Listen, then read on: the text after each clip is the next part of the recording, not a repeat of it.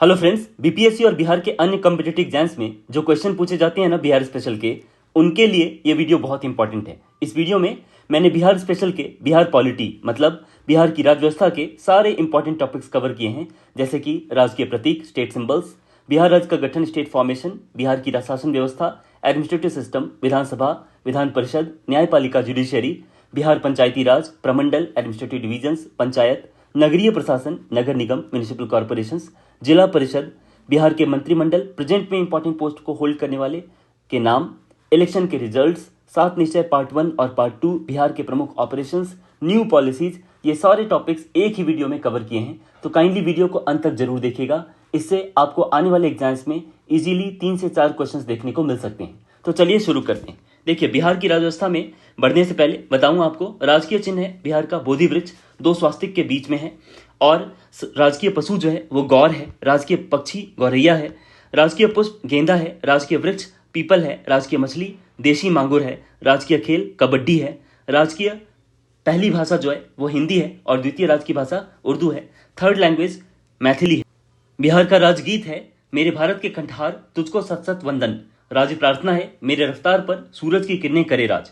विधानमंडल जो बिहार का है वह द्विसदनीय है, मतलब बाई कैमरल है। यहाँ लेजिस्लेटिव काउंसिल भी है, मतलब विधान परिषद भी है, और विधानसभा भी है, लेजिस्लेटिव असेंबली भी है। विधानसभा के सदस्यों की संख्या मतलब टोटल नंबर ऑफ जो एमएलएज हैं, ठीक है, मेंबर्स ऑफ लेजिस्लेटिव असेंबली हैं, वो 243 हैं, और विधान परिषद मतलब लेजिस्लेटिव काउंसिल में जो मेंबर्स हैं वो 75 हैं। लोकसभा के जो मेंबर्स हैं 40 हैं, और राज्यसभा के जो मेंबर्स हैं वो 16 हैं बिहार से।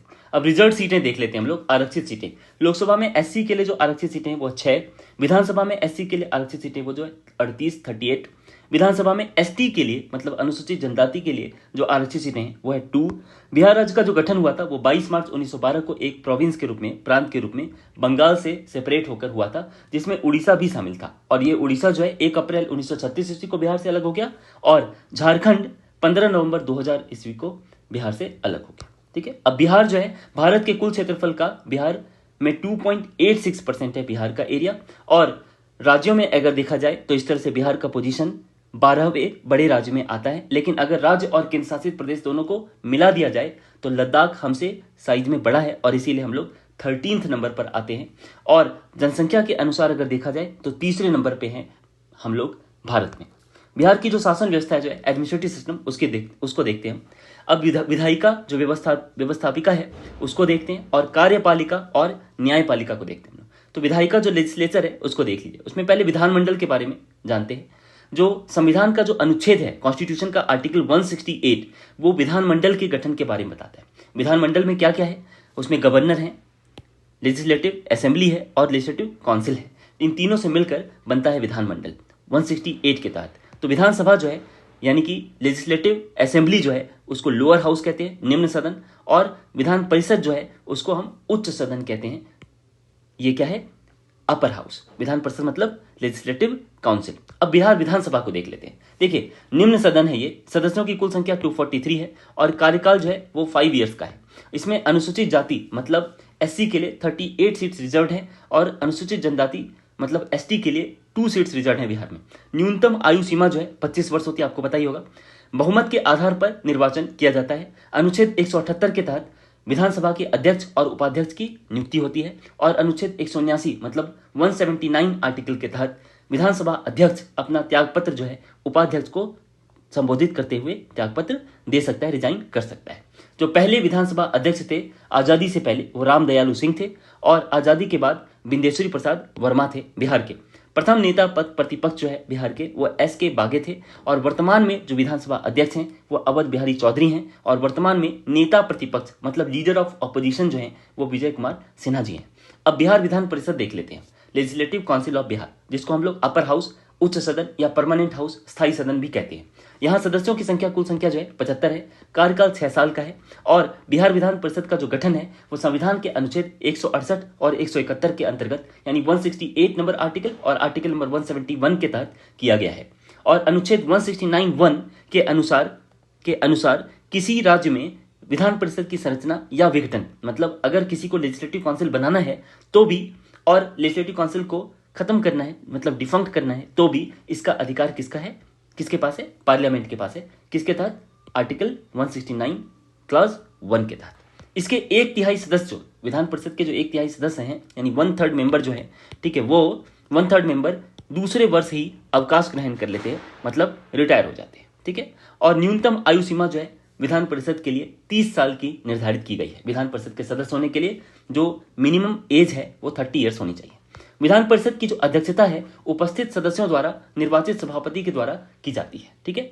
और अनुच्छेद 182 के अंतर्गत विधान परिषद के सभापति और उपसभापति की नियुक्ति होती है। अब विधान परिषद की वर्तमान संरचना देख लेते हैं। देखिए, निर्वाचित सदस्यों की संख्या टोटल जो है वहां 63 है। 75 में से 63 लोग इलेक्टेड हैं और नॉमिनेटेड कितने लोग हैं, यानी मनोनीत कितने लोग हैं, 12 हैं, ठीक है, 12। इसमें मेल कितने हैं, 71, और फीमेल्स कितनी हैं, 4। प्रथम सभापति जो है राजीव रंजन प्रसाद सिंह जी थे और प्रथम महिला सभापति राजेश्वरी थी, ठीक है। और वर्तमान सभापति जो है अवधेश नारायण सिंह जी हैं और सचिव सुनील कुमार पवार जी हैं। नेता विपक्ष सम्राट चौधरी हैं और मुख्य सचेतक सत्ता पक्ष संजय कुमार सिंह हैं और मुख्य सचेतक प्रतिपक्ष सुबोध कुमार है। अब कार्यपालिका देख लेते हैं। कार्यपालिका मतलब एग्जीक्यूटिव। इनके 3 यूनिट हैं, 3 पिलर हैं। कौन कौन? गवर्नर, चीफ मिनिस्टर और काउंसिल ऑफ मिनिस्टर्स यानी मंत्रिपरिषद। तो राज्यपाल, मुख्यमंत्री और मंत्रिपरिषद। देखिए, राज्यपाल को देख लेते हैं। आर्टिकल 153 के तहत राज्यपाल का पोस्ट है, ठीक है, संविधान के अंदर। और राज्य सरकार को जो संवैधानिक और कार्यपालिका का जो प्रधान है, ठीक है, वो कौन कहलाते हैं? वो राज्यपाल कहलाते हैं। यानी गवर्नर जो है वो एग्जीक्यूटिव हेड भी हैं और कॉन्स्टिट्यूशनल हेड भी हैं। किसके? स्टेट के, यानी कि राज्य के वो एग्जीक्यूटिव हेड भी हैं और कॉन्स्टिट्यूशनल हेड भी हैं। अब देखिए, आर्टिकल 154 यानी अनुच्छेद 154 के तहत राज्य की समस्त कार्यपालिका की जो शक्ति है वो राज्यपाल में होती है। और अनुच्छेद 163 यानी 163 के तहत राज्यपाल को मंत्रिपरिषद की सलाह के अनुसार कार्य करना होता है। देखिए, इनकी नियुक्ति जो है ना राज्यपाल की, वो प्रधानमंत्री की सिफारिश पर राष्ट्रपति के द्वारा होती है 5 साल के लिए। और न्यूनतम आयु सीमा इनकी 35 साल की है। 35 ईयर्स इनकी मिनिमम एज लिमिट है, ठीक है। अब राज्यपाल केंद्र तथा राज्य सरकार के बीच कड़ी का काम करते हैं। अब बिहार के जो प्रथम राज्यपाल थे कौन है? वो जयराम दास दौलत राम जी थे। और बिहार के वर्तमान राज्यपाल कौन है? फागू चौहान है, श्री फागू चौहान। बिहार के प्रथम कार्यवाहक राज्यपाल जो है वो, यानी कि कार्यवाहक राज्यपाल जो होते हैं, ठीक है, वो जब राज्यपाल नहीं होते तो उनकी जगह होते हैं, ठीक है। जो कार्यवाहक राज्यपाल शुरू में है वो कौन थे? उज्ज्वल नारायण सिन्हा थे। और भारत शासन अधिनियम 1919 के तहत बिहार के प्रथम गवर्नर जो थे वो सत्येंद्र प्रसाद सिन्हा हुए। कई बार ये क्वेश्चन एग्जाम में आ जाता है। बिहार में कुल 8 बार राष्ट्रपति शासन अब तक लग चुका है। और पहली बार राष्ट्रपति शासन जो है 1968 से 69 के बीच में लगा था। 28 जून 1968 से लेकर 26 फरवरी 1968 तक लगा था, 1969 तक लगा था, सॉरी। और इसमें जो है कुल 242 दिनों के लिए लगाया गया था। और इस समय राज्यपाल कौन थे? नित्यानंद कानूनगो। और मुख्यमंत्री कौन थे? भोला पासवान शास्त्री जी। अब मुख्यमंत्री जो है उनके बारे में देख लेते हैं। मुख्यमंत्री ही राज्य की कार्यपालिका का वास्तविक प्रधान होते हैं। यानी कि जो चीफ मिनिस्टर हैं वो स्टेट के एग्जीक्यूटिव के रियल हेड होते हैं, नॉमिनल हेड नहीं। जबकि नॉमिनल हेड कौन है? गवर्नर। राज्यपाल जो है विधानसभा में बहुमत दल के नेता को मुख्यमंत्री नियुक्त करते हैं। और कार्यकाल इनका जो चीफ मिनिस्टर का होता है वो सामान्यतया 5 साल का होता है। देखिए, बिहार के प्रथम मुख्यमंत्री कौन थे? श्री कृष्ण सिंह जी थे। देखिए, एग्जाम में ये सब क्वेश्चन आते हैं, ठीक है। अगर आप चैनल पे नए हैं तो प्लीज चैनल को सब्सक्राइब कर लीजिए, लाइक कर लीजिए और बेल आइकॉन प्रेस कर लीजिए ताकि वीडियोस के नोटिफिकेशंस आप तक पहुंच सके। सॉरी, मैं वीडियोस बहुत दिनों से बना नहीं पा रहा था। और बिहार के वर्तमान मुख्यमंत्री जो हैं वो 7वीं बार नीतीश कुमार बने हैं। 10 अगस्त 2022 से 7वीं बार कैलकुलेट करेंगे हम तो। 3 बार मुख्यमंत्री पद पर रहने वाली बिहार की मुख्यमंत्री श्रीमती राबड़ी देवी हैं। और बिहार के प्रथम गैर कांग्रेसी मुख्यमंत्री जो हैं श्री महामाया प्रसाद सिन्हा जी थे। और मंत्रिपरिषद के बारे में देखते हैं, काउंसिल ऑफ मिनिस्टर्स के बारे में। देखिए, कॉन्स्टिट्यूशन के आर्टिकल 164 के तहत यानी अनुच्छेद 164 के तहत राज्यपाल की सहायता के लिए एक काउंसिल ऑफ मिनिस्टर मतलब मंत्रिपरिषद होता है। और इसका जो हेड होते हैं वो चीफ मिनिस्टर होते हैं। 91st कॉन्स्टिट्यूशनल अमेंडमेंट एक्ट जो 2003 का था, उसके तहत मुख्यमंत्री सहित राज्य की विधानसभा के कुल सदस्य संख्या के 15% से ज्यादा सदस्य जो है वो मंत्रिपरिषद का हिस्सा नहीं हो सकते हैं। और मंत्रिपरिषद में मुख्यतः 3 प्रकार के मंत्री होते हैं। कौन कौन? एक जो कैबिनेट मिनिस्टर होते हैं, दूसरे जो स्टेट मिनिस्टर होते हैं उसमें इंडिपेंडेंट चार्ज वाले होते हैं, स्वतंत्र प्रभार, और तीसरे जो है वो डिप्टी मिनिस्टर होते हैं। अब न्यायपालिका के बारे में, जुडिशरी के बारे में देखते हैं। न्यायपालिका शासन का जो है ना तीसरा प्रमुख अंग होता है। और बिहार राज्य के न्याय व्यवस्था के लिए पटना हाईकोर्ट है, पटना उच्च न्यायालय, जिसकी जो स्थापना है वो 3 फरवरी 1916 ईस्वी को भारत सरकार अधिनियम 1909 के तहत हुई थी। और संविधान के अनुच्छेद 214 के तहत प्रत्येक राज्य के लिए एक हाईकोर्ट का प्रावधान है और 231 के तहत 2 या 2 से अधिक राज्यों के लिए एक उच्च न्यायालय की स्थापना की जा सकती है। अब अनुच्छेद 217 के अनुसार उच्च न्यायालय में मुख्य न्यायाधीश होते हैं और अन्य न्यायाधीश होते हैं जिनकी नियुक्ति उच्चतम न्यायालय के मुख्य न्यायाधीश और संबंधित राज्य के राज्यपाल की सलाह से राष्ट्रपति द्वारा की जाती है। तो ये कब तक पद पर बने रहते हैं? तो 62 वर्ष यानी 62 ईयर्स की उम्र तक अपने पद पर न्यायाधीश बने रहते हैं हाई कोर्ट के।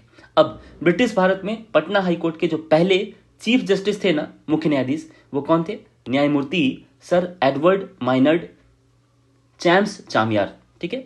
स्वतंत्र भारत में पटना हाई कोर्ट के प्रथम मुख्य न्यायाधीश न्यायमूर्ति कौन थे? Sir Clifford Manmohan Agrawal. ठीक है, याद रखेंगे।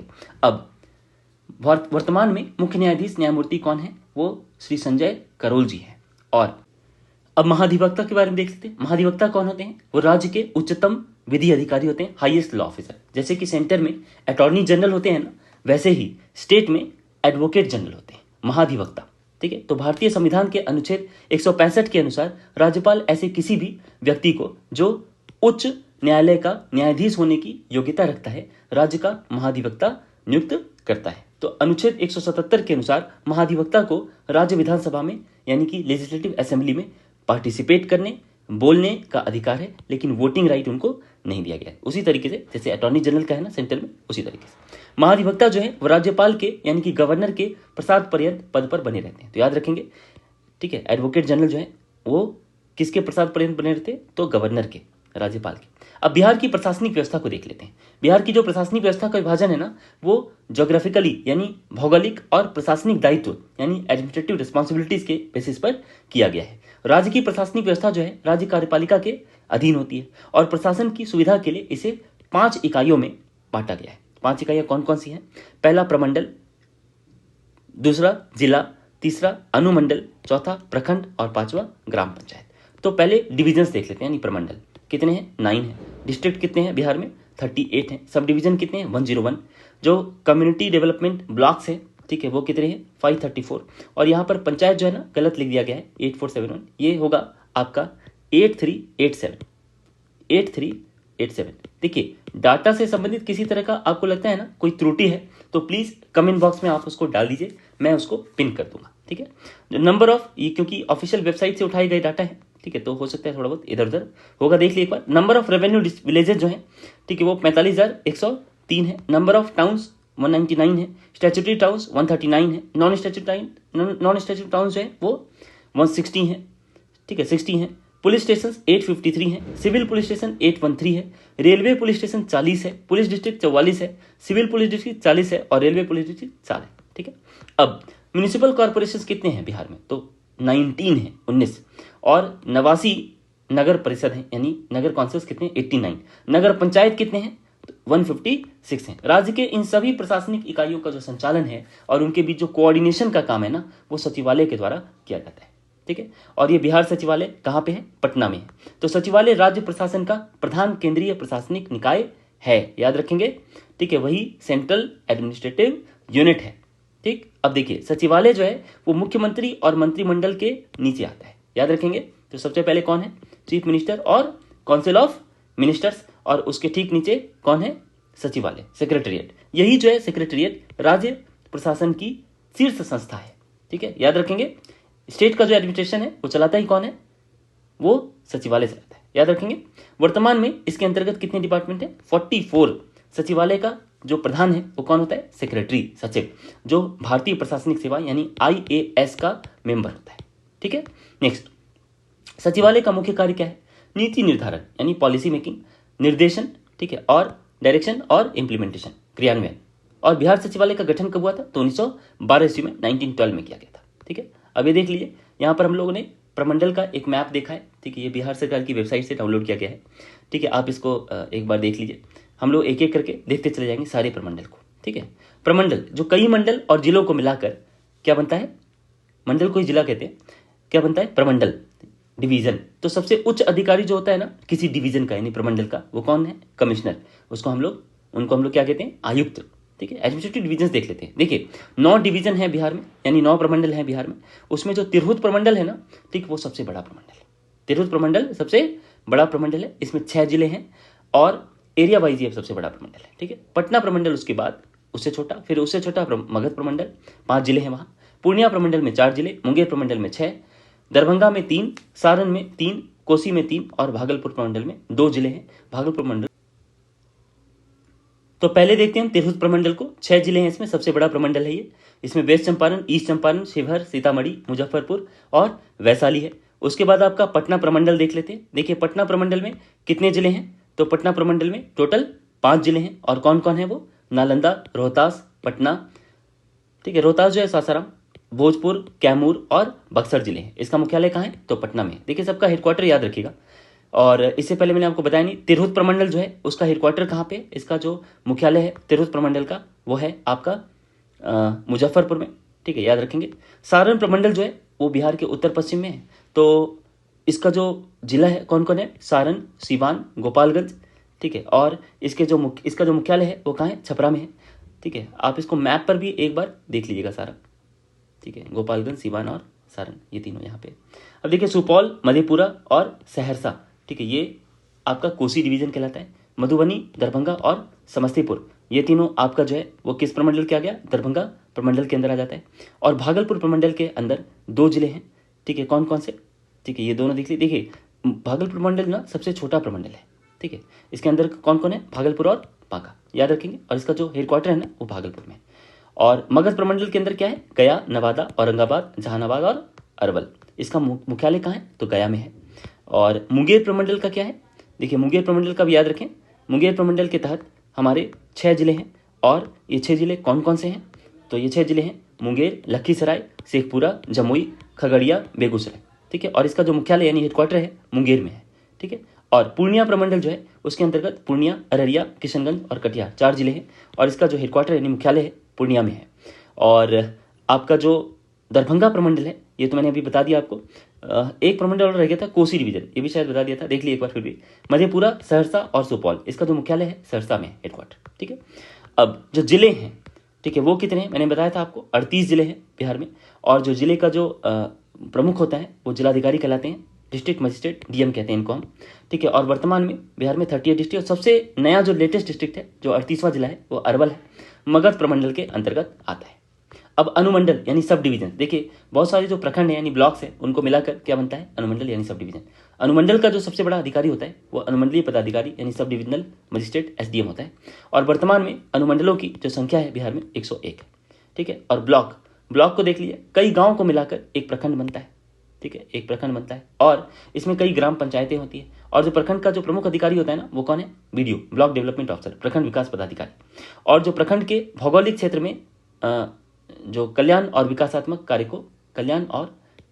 कार्य को ये देखभाल करते हैं। तो अंचलाधिकारी जो होते हैं ना, सर्किल ऑफिसर, उनका मुख्य काम है जो लैंड का रेवेन्यू है यानी भू राजस्व है उसकी वसूली, और भू रिकॉर्ड यानी लैंड रिकॉर्ड, और सरकारी और अधिग्रहित जमीन जो है उनकी देखरेख करना होता है। वर्तमान में 534 ब्लॉक्स हैं, 534 प्रखंड हैं।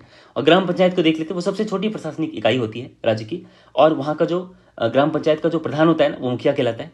और गाँव का प्रबंध और सुधार वो ग्राम पंचायत द्वारा किया जाता है। और ग्राम पंचायत का सदस्य बनने के लिए मिनिमम एज 21 साल की होनी चाहिए। बिहार में जो नगरीय प्रशासन स्वशासन है उसके बारे में देख लेते हैं। 74th कॉन्स्टिट्यूशनल अमेंडमेंट एक्ट जो 1992 का था, जिसके तहत 18 मैटर यानी 18 मैटर्स दिए गए, किसको, नगरीय स्वशासन को, ठीक है, डील करने के लिए। और ये जो है 1 जून 1993 को ये एक्ट यानी कि ये जो 74वां संविधान संशोधन है ना 1992 का, ये लागू हुआ था 1 जून 1993 को। और किस आर्टिकल के तहत इसको 18 मैटर दिए गए हैं, तो 243W आर्टिकल के तहत दिए गए। आपसे अगर पूछा जाए कि बताइए रिलेटेड आर्टिकल ये कहां से कहां तक है, तो 243P से लेकर 243Z तक है।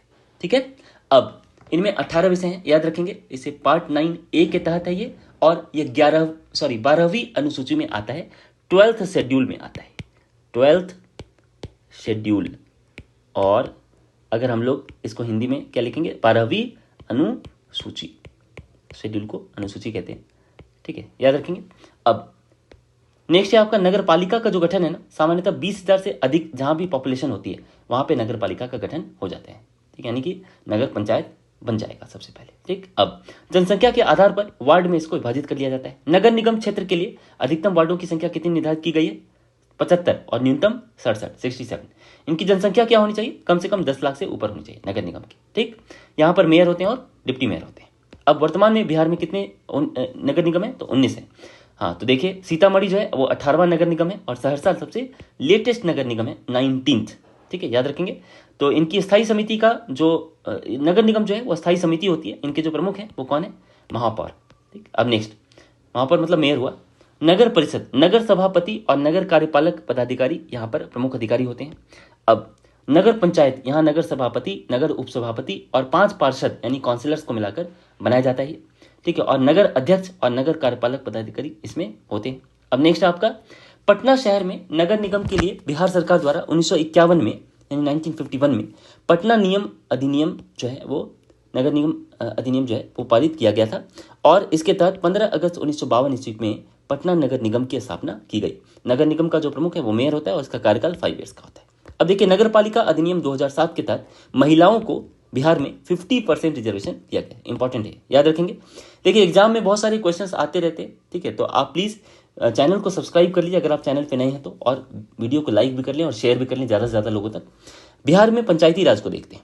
बिहार में पंचायती राज व्यवस्था जो है सबसे पहले बिहार पंचायत समिति और जिला परिषद अधिनियम 1961 के तहत अस्तित्व में आई थी और 17 फरवरी 1962 को कानून का इसको दर्जा दिया गया था। जो बिहार पंचायती राज अधिनियम है वो 1993 का अलग से आया। कब? जब भारतीय संविधान का 73rd कॉन्स्टिट्यूशनल अमेंडमेंट एक्ट यानी 73वां संविधान संशोधन अधिनियम जो है 1992 का आया। और ये कब लागू हुआ था? ये लागू हुआ था आपका 24 अप्रैल 1993 को ये लागू हुआ था और इसके अंदर 29 मैटर हैं जो पंचायत को देखने होते हैं, 29 सब्जेक्ट्स। ये कौन कौन है? ये सभी ये किस आर्टिकल के तहत है? ये सभी 243G के तहत दिए गए। ठीक है, अब ग्राम पंचायत पर ग्राम स्तर पर ग्राम पंचायत होता है और प्रखंड स्तर पर यानी ब्लॉक लेवल पर पंचायत समिति होती है और डिस्ट्रिक्ट लेवल पे यानी जिला स्तर पर जिला परिषद होता है। अब देखिए इनकी कुछ कैरेक्टरिस्टिक को देख लेते हैं हम लोग। स्टेट इलेक्शन कमीशन के अंतर्गत पंचायती राज्य संस्थाओं में निर्वाचन कार्य का प्रोविजन है, यानी कि स्टेट इलेक्शन कमीशन का काम है पंचायती राज इलेक्शन को कंडक्ट कराना। जो ग्राम सभा है उसकी सबसे कम, उसकी जो न्यूनतम जनसंख्या यानी पॉपुलेशन होनी चाहिए वो कितनी होनी चाहिए? 250 की, 250।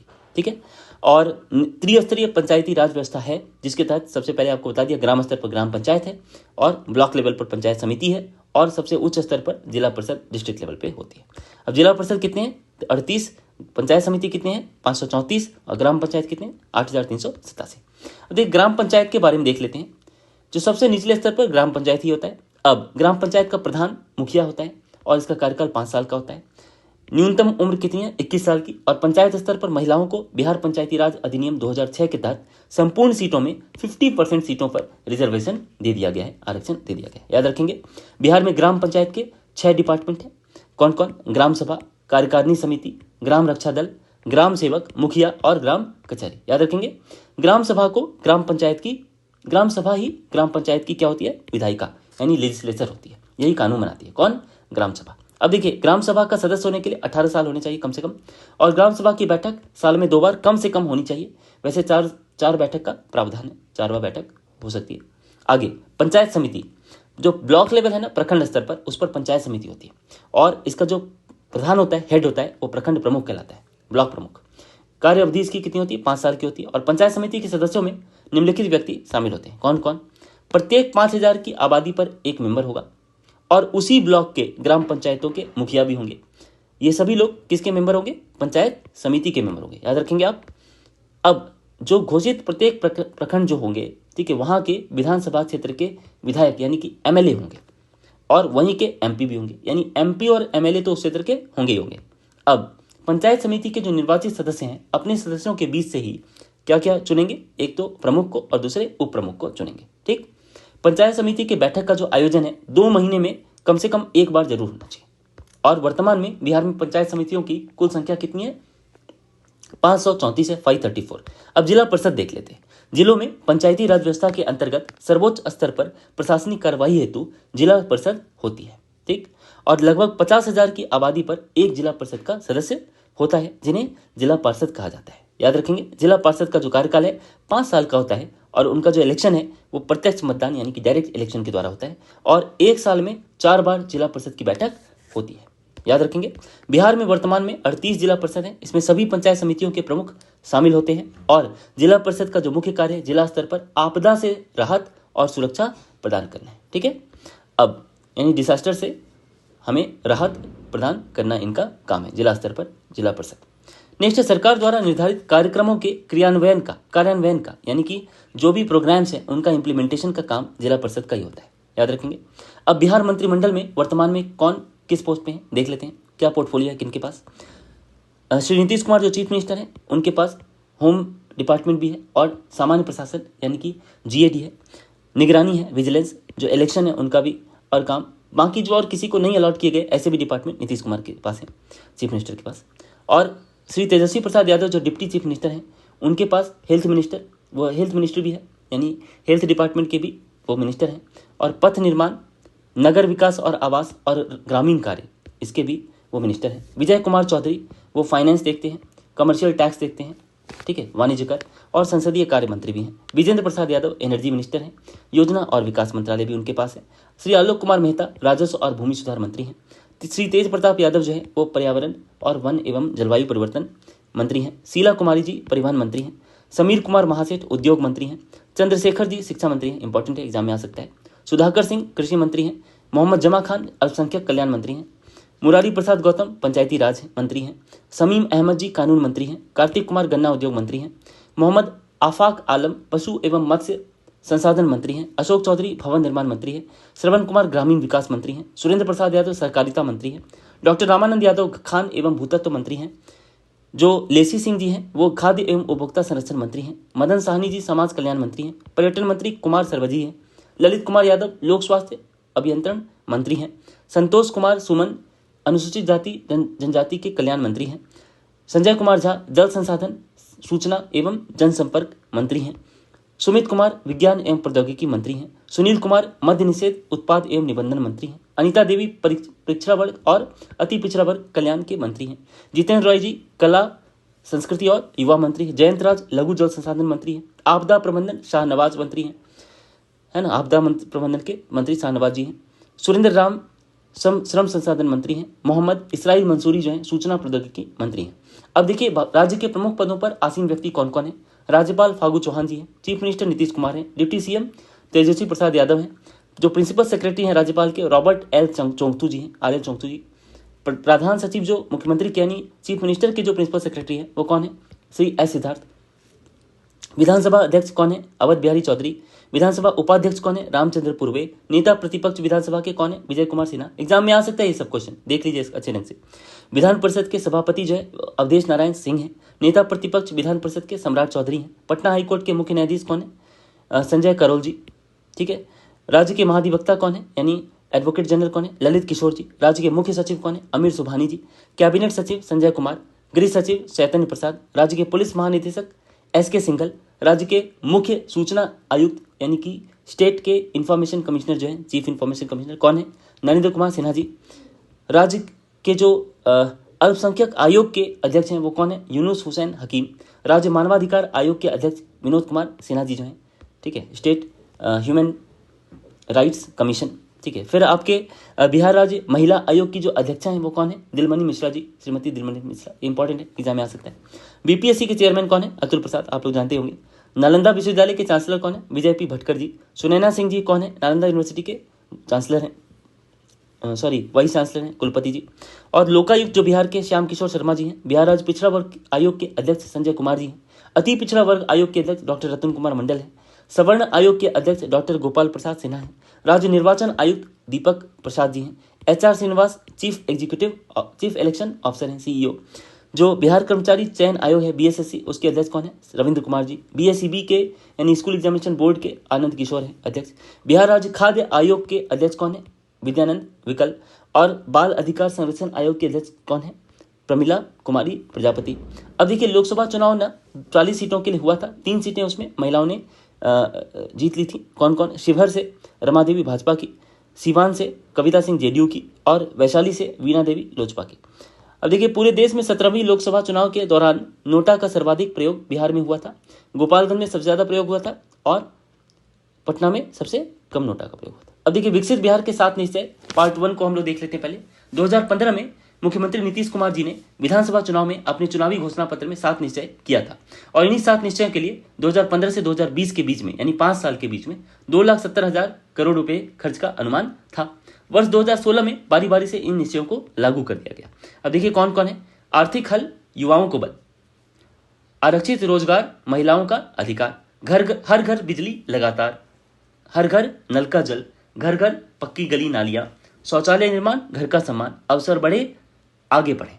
ये हो गया 7 निश्चय पार्ट 1। तो देख लीजिए, आरक्षित रोजगार महिला के अधिकार के तहत 35% आरक्षण की व्यवस्था 20 जनवरी 2016 से बिहार में नियुक्ति में यानी अपॉइंटमेंट में महिलाओं को दी गई है, यानी रिक्रूटमेंट्स में। ठीक है, हर घर नल का जल, ये सब पता ही आपको। नेक्स्ट, बिहार के 7 निश्चय पार्ट 2। ये जो स्कीम है ना 2020 से 25 के बीच में आत्मनिर्भर बिहार के लिए, सुशासन के लिए 7 निश्चय 2 जो है उसको लागू करने की स्वीकृति राज्य सरकार ने 15 दिसंबर 2020 को ही दे दी थी और इस योजना के लागू करने और कार्यान्वयन एवं अनुश्रवण सुनिश्चित करने की सैद्धांतिक स्वीकृति भी राज्य मंत्रिमंडल से मिल गई है। ये देखिए कौन कौन से, देखिए कंपैरिजन वाइज एक यहाँ पर पिक्चर है, क्या है देख लीजिए इसको। विकसित बिहार के लिए 7 निश्चय, तो पार्ट 2015 में जो थे अब 2020 में ये हैं, इधर वाले सब 2020 के हैं। ठीक है, याद रखेंगे ये 2020 में, यानी 7 निश्चय पार्ट 2 है, ये पार्ट 2 है, ये पार्ट 1 था। ठीक है, याद रखेंगे।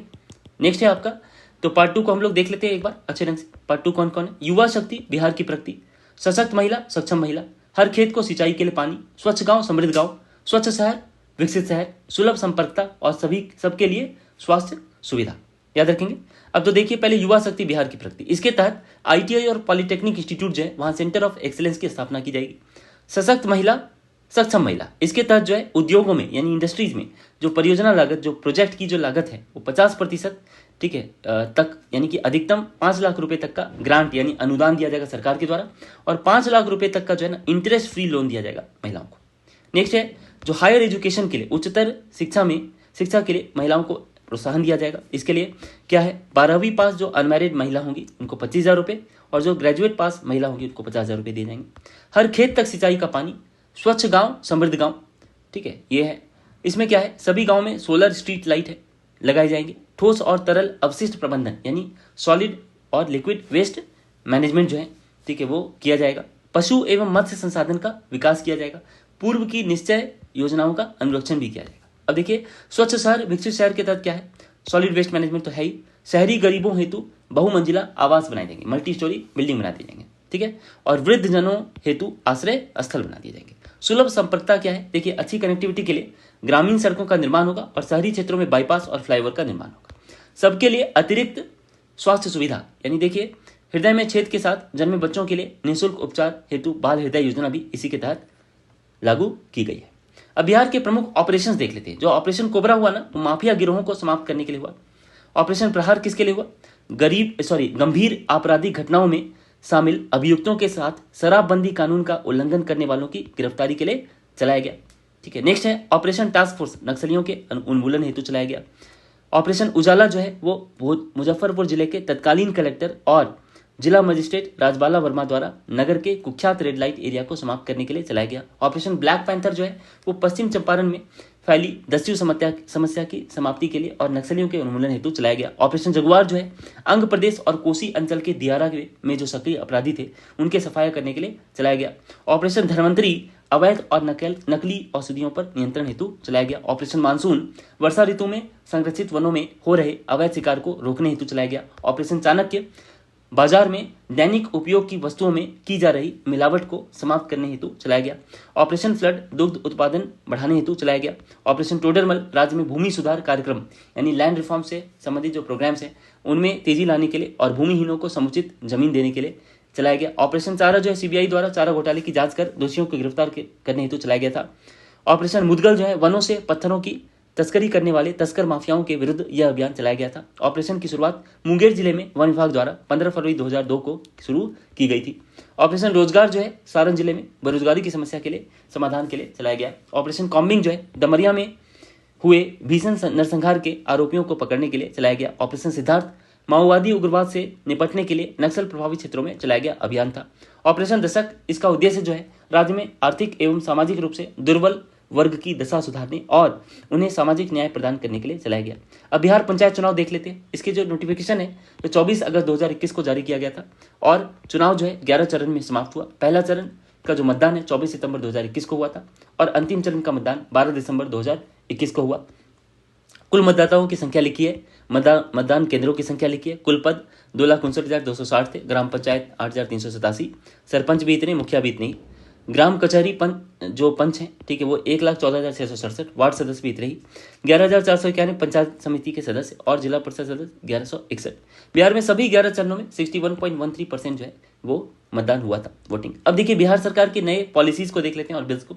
26 नवंबर 2015 को चीफ मिनिस्टर नीतीश कुमार ने अनाउंस किया कि सरकार डिटरमाइंड है कि सरकार प्रोहिबिट करेगी किसको, लिक्वर को। और इस तरह से बिहार में, ठीक है, वो लिक्वर पर यानी शराब पे बंदी लगाई गई और सारे ऑफिशियल्स को कहा गया कि प्रोहिबिशन को इम्प्लीमेंट किया जाए और इस तरीके से शराबबंदी लागू कर दी गई। कब से? 1 अप्रैल 2016 से।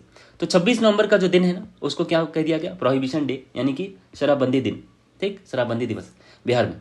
और नेक्स्ट डे से, ठीक है, इसी को इंटॉक्सिकेशन फ्री डे के तौर पे मनाया गया, 2017 से ऑब्जर्व किया गया। बिहार नगर पालिका संशोधन विधेयक जो है 2022 का, उसमें उसके तहत डायरेक्ट इलेक्शन होगा, सीधा मतदान होगा। किसके लिए? मेयर और डिप्टी मेयर के लिए, जनता के द्वारा। बिहार शहरी आयोजन और विकास संशोधन जो 2022 का है, उसके तहत 80% जमीन पर, जमीन अधिग्रहण के समय 80% जमीन पर जमीन मालिकों की सहमति की जो बाध्यता थी वो समाप्त कर दी गई है। अब जमीन मालिकों की सहमति इसमें जरूरी नहीं होगी जमीन अधिग्रहण करते समय। बिहार औद्योगिक यानी इंडस्ट्रियल इन्वेस्टमेंट जो प्रोत्साहन नीति है, ठीक है, वो चमड़ा उद्योग में इसके तहत 15% पूंजीगत अनुदान दिया जाएगा, अधिकतम 10 करोड़ रुपए तक। बिहार राज्य विश्वविद्यालय सेवा विधेयक, आयोग विधेयक जो है, ठीक है, उसके तहत जो आयोग के जो अध्यक्ष हैं उनकी जो अधिकतम उम्र सीमा है 75 साल और सदस्य के लिए जो उम्र सीमा है वो 70 साल निर्धारित कर दी गई है। एथेनॉल उत्पादन संवर्धन नीति जो है 2021 की, वो देख लेते हैं। राज्य में एथेनॉल को बढ़ावा देने के लिए बिहार एथेनॉल संवर्धन नीति लागू करने और भारत का पहला राज्य बन गया है, ठीक है। शुभारंभ इसका 19 मार्च 2021 को हुआ। ऑक्सीजन उत्पादन प्रोत्साहन नीति मेडिकल ऑक्सीजन के उत्पादन के लिए हुई। बिहार खेल विश्वविद्यालय विधेयक 2021 का जो है वो खेल विद्यालय यानी स्पोर्ट्स यूनिवर्सिटी को स्थापित करने के लिए लाया गया। एथेनॉल उत्पादन प्रोत्साहन नीति 2021, इसके तहत क्या है? राज्य में उद्योगों की स्थापना करके प्राकृतिक संसाधनों का अधिकतम मूल्यवर्धन कर राजस्व उत्पन्न करना इसका मेन लक्ष्य है और रोजगार भी सृजित करना इसका मेन लक्ष्य है। 151 एथेनॉल, ठीक है, यूनिट लगाई जाएंगे, याद रखेंगे, इंपॉर्टेंट है ये, ठीक है। 151 एथेनॉल इकाई लगाई जाएगी, एग्जाम में आ सकता है।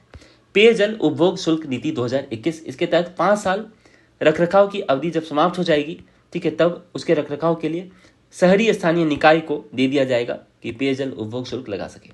बिहार खनिज संशोधन नियमावली 2021, इसके तहत जो है अवैध खनन, परिवहन और भंडारण को रोकने के लिए और इसमें जो संलिप्त व्यक्ति है उनके विरुद्ध कार्रवाई के लिए दंडात्मक प्रावधान किया गया है। और बिहार पहला राज्य है, ठीक है, जिसने, यानी फर्स्ट राज्य बिहार, ठीक है, कहाँ? इंडिया में, जिसने इस तरह के कोई नियम को अधिसूचित यानी नोटिफाई किया है। बिहार स्वास्थ्य विज्ञान विश्वविद्यालय अधिनियम 2021, इसके तहत चिकित्सा शिक्षा यानी मेडिकल एजुकेशन के विकास को बढ़ावा देने के उद्देश्य से राज्य में स्वास्थ्य विश्वविद्यालय की स्थापना की जाएगी। बिहार तकनीक सेवा आयोग संशोधन विधेयक 2021 के तहत तकनीक सेवा आयोजन के अध्ययन का कार्यकाल जो है वो 3 साल कर दिया गया और यह अधिकतम जो है 70 साल कर दिया गया है, ठीक है। और बिहार कृषि निवेश प्रोत्साहन नीति 2020 जो है उसके तहत कृषि व्यवसाय क्षेत्र में निवेश को प्रोत्साहित करने और सुगम करने के लिए, ठीक है, ऐसी नीति लाई गई है। इसके तहत कृषि प्रसंस्करण इकाइयां जो है, ठीक है, उसकी स्थापना की जाएगी और कृषि प्रसंस्करण क्षेत्र में समग्र विकसित विकास जो है होगा। और बिहार राज्य आर्द्र भूमि प्राधिकरण 2020, इसके तहत भारत सरकार के आर्द्र भूमि संरक्षण और प्रबंधन नियम 2017 के तहत इसको लाया गया है। वेटलैंड्स की अथॉरिटी बनाई गई है, ठीक है, बिहार राज्य आर्द्र भूमि प्राधिकरण।